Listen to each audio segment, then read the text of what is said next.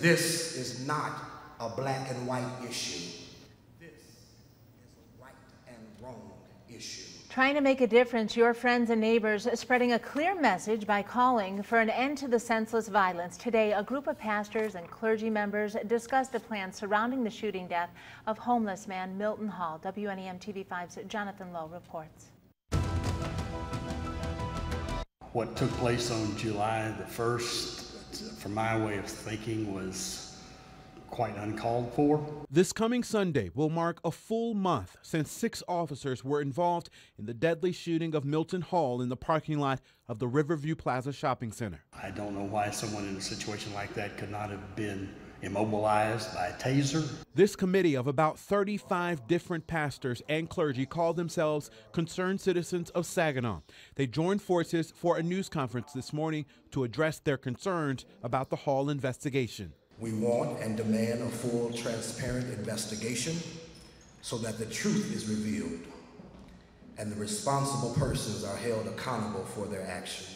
Even though we know officers fired at least 46 shots, that Milton-Hall was threatening officers and had a knife, that officers' equipment failed during the incident, these pastors still say one answer has yet to be answered almost a month later.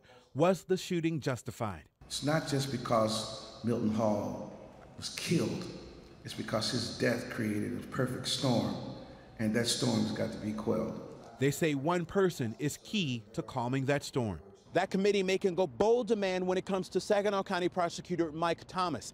They say that he's actually impeding any transparency into the investigation into what happened in this parking lot. Well, what we have already heard and discovered through the paper is that the investigation is done. It's been sent back. It's been sent back again. And what we're saying is we want you to be transparent. We want to know what is in that investigation. And we also know this is election time. We're not immune or ignorant to that. So we just want Mike Thomas, whoever else is involved, to do the right thing.